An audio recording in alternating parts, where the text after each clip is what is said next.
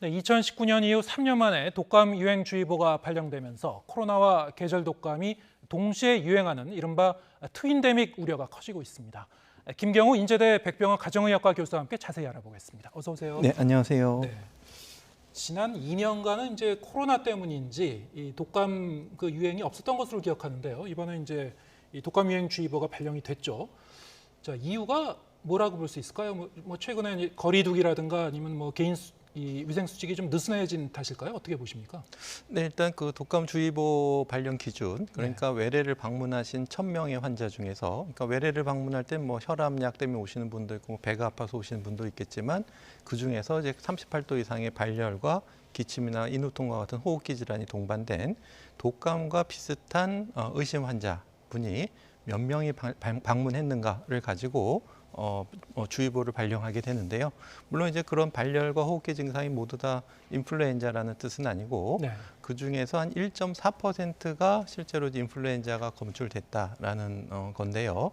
그러니까 의심 환자가 증가했지만 아직은 그 중에서 인플루엔자 바이러스가 차지하는 비중은 높진 않지만 지금 이제 9월이기 때문에 앞으로 이제 10월, 11월 동절기가 되면 산밀 환경, 밀집된 데서 또 밀접한 접촉이 더 많아지게 되면은 독감 환자도 이제 빠르게 증가할 것으로 좀 우려되고 있는 상황이고, 우리가 지난 2년처럼 철저한 마스크 착용이라든지 손 씻기 이런 것들이 조금 좀 느슨해지고 있기 때문에, 그리고 이미 겨울을 경험한 남반구 호주에서는 독감 환자의 증가를 이미 경험했기 때문에 북반구의 많은 나라들이 이번 겨울에 독감 환자가 증가할 것으로 지금 우려가 되고 있습니다. 네. 사실 독감 유행주의보라고 하면은 이제 9월에 발령되는 경우는 최근 들어선 거의 없지 않았습니까? 이게 좀 빨리 발령이 된 것 같은데, 자, 이렇게 그 독감 그 유행에 대한 경계감이 좀 빨리 오다 보니까 이제 겨울 본격적인 겨울 들어가고 그러면은 이 유행이 좀 더 규모가 커질 가능성도 있는 겁니까? 어떻게 보시는지요? 네, 그렇습니다. 일단은 독감도 우리 코로나처럼 비말 전파 가능성이 높고 그렇기 네. 때문에 이제 인플루엔자 바이러스를 가지고 있는 사람과 가까운 데에서 마스크 착용 없이 장시간 대화를 하게 되면은 역시 코로나처럼 전파 위험성이 높겠고요. 물론 코로나19만큼 그렇게 빠른 아주 높은 전파력은 아니지만 예. 우리가 코로나19가 유행하기 전에 겨울철 같은 경우에 약 잠재적으로 한 달 동안 한 3,400만 명 정도 굉장히 많은 환자가 폭증하는 그런 경험을 했기 때문에 아마 충분한 거리두기를 하지 않고 또 우리가 충분한 예방 접종을 하지 않은 상태에서는 이번 겨울에 특히 이제 인플루엔자에 의한 환자, 특히 이제 발열과 호흡기 증상을 나타내는 환자들이 급증할 가능성이 높겠다. 그리고 이제 그것에 대한 대비가 매우 좀 중요한 시점이라고 할 수 있겠습니다. 지금 가장 큰 걱정은 이 코로나 상황에서 이제 독감 유행까지 오게 되면은 이 동시에 우리가 이 두 가지를 감당해야 되는 상황. 사실 이제 의료 체계는 이것을 이제 감당할 수 있는지, 그리고 개인들은 또 어떻게 대처해야 되는지 두 가지를 생각해 볼 수 있을 것 같은데요. 지금 상황에서는 어떻습니까? 이제 의료 체계는 뭐 괜찮을 것 같습니까? 아마 제 생각엔 감당하기 어려울 것 같습니다. 그렇습니까? 예, 네. 뭐 여러 가지 문제가 있겠는데 일단 환자 진단을 하는 과정에서 예. 발열과 호흡기 증상을 나타내는 환자가 있을 때 이분이 인플루엔자인지 코로나인지 아니면 다른 감염증인지 감별하기가 현장에서는 좀 쉽지 않을 수가 있고요. 네. 물론 우리가 신속항원 검사 인플루엔자도 있고 코로나 검사도 있지만 위음성이라는 것이 또 존재할 수가 있고 예. 또 각 감염마다 이제 잠복기가 좀 서로 다를 수가 있기 때문에 우리가 충분히 이제 진단하기 좀 어려울 수 있는 부분이 있겠고, 또 이제 동시에 감염되신 분들에 대해서 이제 우리가 독감에 대해서는 타미플루라는 항바이러스제를 쓸 수가 있겠고, 또 코로나에 대해서는 팍스로비드나 라게브리오 같은 항바이러스제가 있는데 아직까지는 이 두 가지를 같이 썼을 때 뭐 효과적이고 안전하다. 특별한 문제는 없지만 또 거기에 대한 문헌이 아직 많지 않기 때문에 아직 경험이 많지 않은 상태라고 할 수 있겠고요.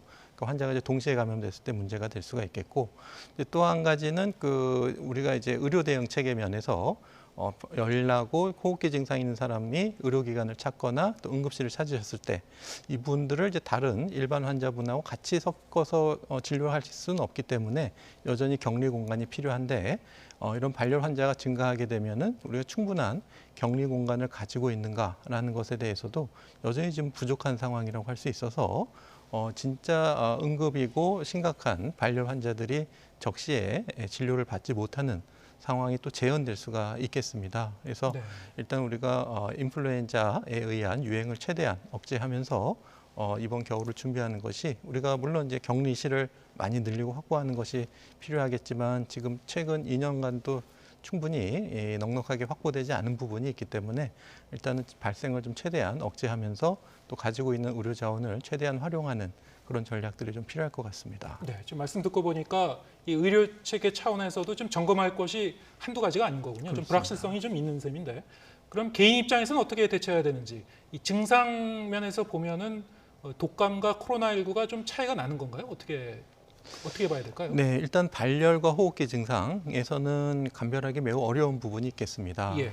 물론 이제 독감 같은 경우에는 굉장히 빠른 시간에 갑작스러운 발열, 어떤 분들은 이제 뭐 눈으로 뿜어져 나온 것과 같다는 그런 표현을 할 정도로 굉장히 빠르게 또 아니면 안구통까지 동반되는 그렇게 좀 특징적인 증상을 나타낼 수 있지만 사람마다 좀 증상에 좀 차이가 있을 수가 있기 때문에 그리고 코로나는 이제 특징적으로 미각이나 후각 저하가 굉장히 특징적인데 그것도 좀 어느 정도 초반기 이후에 나타나는 증상이라서 그냥 발열과 호흡기 증상만으로는 인플루엔자인지 코로나인지 아니면 다른 바이러스 감염인지 사실은 감별하기가 매우 어렵겠습니다. 그래서 네. 일단 개인 입장에서는 이제 최근에 만약에 접촉하신 분들 중에서 코로나 확진자가 접촉하신 다음에 그런 증상이 있다면 이제 코로나를 좀 추정할 수 있겠지만은 이제 보다 정확한 건 이제 검사가 될 수가 있겠고 이제 신속 항원 검사는 이제 바이러스 양이 많을 때 이제 우리가 신속하게 찾아낼 수 있지만 또 위험성이 존재할 수가 있어서 그리고 고위험군 같은 경우에는 어떤 한 가지 질병을 놓쳤을 때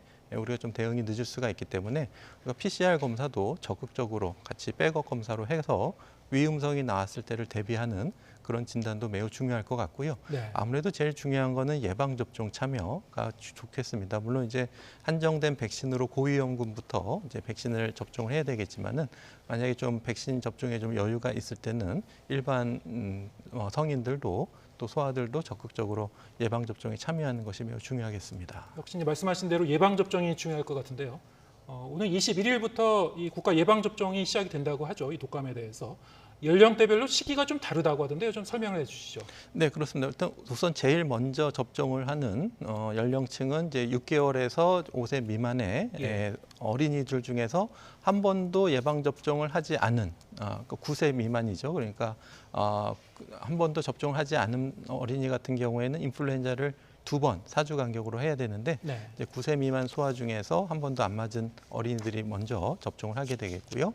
그다음에 이번에 국가 예방 접종에서 무료로 지원해 주는 것은 이제 초등학생 연령 만 13세 이하까지만 적용되기 때문에 이제 중고등학생은 이제 포함이 되지 않겠는데 그다음에 이제 작년이나 재작년에 한 번 맞은 그런 어린이들은 그 이후에 예방 접종을 시작할 수가 있겠고요.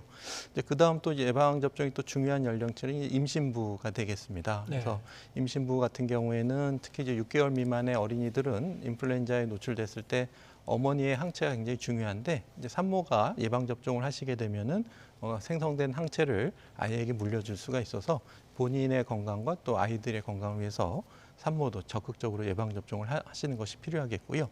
그 이후에는 이제 고령의 어르신부터 또 순차적으로 예방 접종을 할 수가 있겠는데 10월 12일부터는 이제 더 고령의 어르신인 만 75세 이상 그리고 17일부터는 만 70세 이상 그 20일부터는 만 65세 이상 어르신들이 이제 순차적으로 예방 접종을 하실 수 있게 되겠습니다. 네.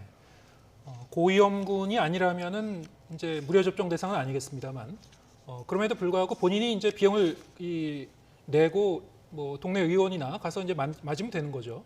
네, 그렇습니다. 여기에 포함되어 있지는 않지만은 아까 기사에 나온 것처럼 단체 생활하는 중고등학생이라든지 또 연령은 젊지만 기저질환을 가지고 계셔서 인플루엔자 고위험군이라든지 이런 분들은 적극적으로 예방 접종을 하셔야 되는데 이제 같은 백신이라고 하더라도 이제 국가에서 구입한 백신이 있고 또 민간 의료기관에서 별도로 이제 구입한 백신이 있어서 같은 약이지만은 이제 백신 접종 절차가 좀 차이가 있을 수가 있겠고요.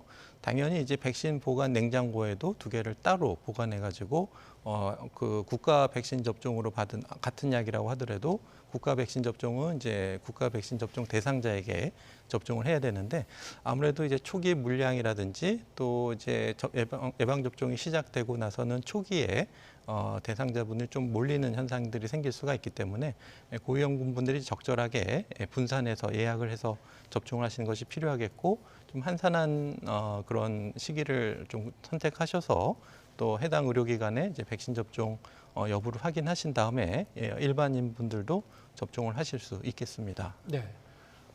코로나19 백신 이제 4차 접종하고 독감 백신 접종 시기가 거의 비슷하게 겹쳐질 경우에 그럼 두 가지를 다 한꺼번에 맞아도 되는 건지 여기 대해서 걱정하는 분들도 있을 것 같습니다. 괜찮습니까? 네, 그렇습니다. 일단 지금 알려진 바에 따르면은 이제 모더나 이가 백신이 곧 80만에 도입이 되고 10월 달부터 이제 접종이 될 것으로 예상이 되는데요. 물론 이제 고위험군부터 이가 백신 접종이 시작될 것이고 예. 그분들은 이제 아무래도 이제 양쪽 팔에 하나씩 접종 동시에 접종하셔도 각 백신의 효과와 안전성에 전혀 문제가 없다라는 연구들이 있기 때문에 안심하고 접종을 하셔도 되겠고요. 두 개를 하나로 합쳐서 한 번만 맞으면 되지 않을까 이렇게 생각하실 수 있겠지만 아직까지는 합쳤을 때 안정성은 연구되고 있지는 않고 이제 많은 백신 회사들에서 이제 두 가지를 같이 포함하는 백신, 특히 이제 노바백스 같이 합성항원 단백 백신 같은 경우에는 그런 것에 대한 가능성이 좀 높기 때문에 향후 그런 백신이 개발되게 되면은 하나로 두 가지를 같이 커버할 수 있는 백신도 앞으로 나올 텐데 아직까지는 각각 다른 부위에 하나씩 맞으시는 것이 한쪽 좋겠습니다. 팔에 둘 다 맞으면 안 되고 이게 이 오른쪽 팔과 왼쪽 팔에 이제 나눠서 맞아야 되는 거군요. 네, 그렇습니다. 예. 불가피한 경우에는 한쪽 팔 다른 부위에 맞으실 수는 있겠지만 그래도 예. 가급적이면 양쪽 팔에 나눠서 맞으시는 것이 좋겠습니다. 코로나19 상황도 짚어보겠습니다. 추석 연휴가 지나고 나서 이제 확진자 수가 좀 감소세를 이제 보이고 있는데요. 어떻습니까? 지금의 추세가 좀 안정화 단계로 가고 있다고 보시는지요? 이제 확진자 수 자체는 뭐 주 단위로 20% 감소하고 있고 이것이 계속 누적이 계속 이어질 것으로 예상이 되는데 네. 20%씩 감소한다고 해도 여전히 10월 초에도 3만 명 이상 그리고 11월 초에도 1만 명 이상 코로나 확진자들이 계속 나올 것으로 예상이 되고 있고 또 이제 많은 분들이 우려하시는 것처럼 이제 면역력이 좀 떨어지게 되면 재감염률이 조금 더 증가하지 않을까 이런 우려들이 있어서 지금도 이제 재감염률이 한 9.7% 계속 조금씩 늘고 있기 때문에 아마 재감염 확진자들도 이제 늘어날 것으로 좀 우려가 되고 있습니다. 그래서 물론 재감염 자체가 중증으로 가는 것을 조금 낮춰주는 효과는 있지만 우리가 백신 접종을 3차나 4차까지 하시고 자연 감염이 되실수록 더 면역 효과가 더 높아지시기 때문에 자연 감염 되셨던 분이라고 하더라도 백신 접종을 3차나 4차까지 맞아주시는 것이 매우 중요할 것 같고요. 여전히 1만 명 이상 또 확진자가 나오는 것이 유지되고 가장 걱정스러운 것이 이제 고령층의 어르신들이 네. 계속 확진이 되실 가능성이 많기 때문에 우리가 다시 BA.5에 의한 재유행 기준이 우리가 7월 달부터 현재까지 한 2달 반 동안 우리가 전 국민 한 600만 명 정도 감염되면서 3,100명 정도가 사망하셨습니다. 그래서 2달 반 동안 3,100명이 돌아가셨고 또 앞으로도 적은 수지 감소세에 있긴 하지만은 여전히 많은 사망자 수가 나올 수가 있기 때문에 아직까지 예방 접종을 안 하신 고위험군들께서는 적극적으로 예방 접종하시고 또 산밀 환경에서 마스크 착용과 같은 개인 방역에 굉장히 주의를 기울여 주셔야 되는 또 굉장히 중요한 해이해지기 쉬운 굉장히 중요한 시기라고 할 수 있겠습니다. 네. 그럼에도 불구하고 지금 그 해외에서도 그렇고요, 국내에서도 그렇고 뭐 이런 얘기가 나왔죠.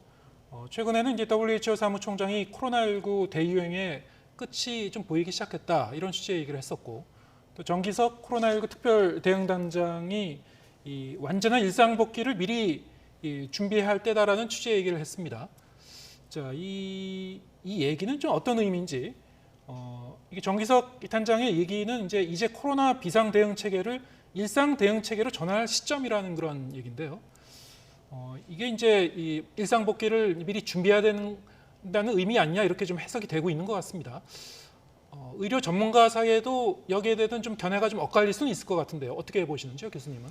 네, 일단 유행을 추계하는 건 이제 쉽지는 않은데요. 예. 그러니까 이제 BA.5 이후에 BA.5를 능가하는 또 뛰어난 면역 회피력을 가지고 또 뛰어난 감염 전파력을 가지는 새로운 변이가 출현할 가능성이 이제 어느 정도 되느냐가 또 중요할 수가 있겠는데요. 아직까지 전 세계적으로 BA.5 다음을 잇는 그런 주요 변이는 발견되고 있지는 않는데 전 세계적으로 확진자는 감소세에 있는 것은 사실이고요. 감소세에 접어든 것은 이제 여러 가지 요인들이 있겠지만 백신 접종과 또 사람들 간의 자연 감염을 통해서 형성된 면역이라고 할 수 있겠고 이것이 이제 어느 정도 추세로 면역력이 유지되면서 또 어느 정도 유행이 이어질지 아직 좀 불투명한 부분이 있겠습니다. 근데 지금 하고 있는 것은 어떤 임시 대응 체계, 의료 대응 체계 이런 것들을 우리가 보다 좀 상시적으로 늘 대응할 수 있는 시스템으로 좀 안정적인 시스템으로 준비하는 것이 중요하다는 뜻으로 해석할 수가 있겠는데요. 지금 모든 분들이 열심히 참여하셨지만 굉장히 좀 갑작스러운 환자 증가에 대해서 좀 임시적으로 대응한 부분이 있고 특히 이제 병실의 구조라든지 이런 감염 관리에 대해서는 또 고위험군이 계시는 요양시설에 대해서 우리가 좀 근본적으로 감염 관리를 할 수 있는 어떤 하드웨어적인 개선과 더불어서 또 소프트웨어적인 개선까지 모두 다 포함을 해야 될 것 같고요. 지금 이제 환자가 발생했을 때 이제 각 적절한 의료 병상을 배치하고 신속하게 대응하는 그런 협의체들이 구성되어 있는데 이런 것들이 아직은 좀 운영되는 안정된 시스템, 좀 체계적인 시스템을 좀 새로 좀 만들어서 관리하는 시스템 같은 것들을 효율적으로 빠른 의사소통이 가능한 시스템을 만드는 것이 좋겠는데요. 예를 들면 지금 이제 단체 카카오톡방 같은 경우에도 많은 장점이 있지만 이러한 임시 의사소통 체계에서 조금 더 안정화된 시스템을 갖춘 그런 병상 의료자원 관리 시스템 도입이라든지 또 소아 예방 접종을 조금보다 적극적으로 홍보하고 알린다든지 또 고위험군의 4차 접종률 또 앞으로 나오는 이과 백신에 대해서 접종을 적극적으로 할 수 있는 예방 접종 홍보와 또 이상 반응에 대한 지원 안전 체계 이런 것들을 모두 다 지금 정비할 수 있는 여유가 있을 때 네. 근본적으로 좀 돌아보고 또 정비하는 노력들이 매우 좀 중요하다고 할 수 있겠습니다. 네. 사실 이제 코로나 이 상황이 너무 이제 오랫동안 지속이 돼서요. 많은 분들이 이제 궁금해하는 것이 이제 내년 상반기쯤이면 그래도 좀 실내 마스크 정도는 벗을 수 있을까라는 점일 것 같은데 사실 이 해외 주요 국가에는 이미 이 실내 마스크를 벗기 시작한 국가도 있다고 해서요. 지금 말씀 들어보니까 여러 가지 뭐 의료 자원의 어떤 효율적인 그 관리라든가 아까 초대 말씀하신 그런 이 트윈데믹 현상, 올 겨울에 의료 체계가 잘 감당할 수 있을지 이런 걸 좀 잘 지켜보고 맞습니다. 네. 판단해도 늦지 않을 것 같네요. 네, 네, 알겠습니다. 오늘 말씀 여기까지 듣겠습니다. 김경호 인제대 백병원 가정의학과 교수와 함께했습니다. 고맙습니다. 네, 감사합니다.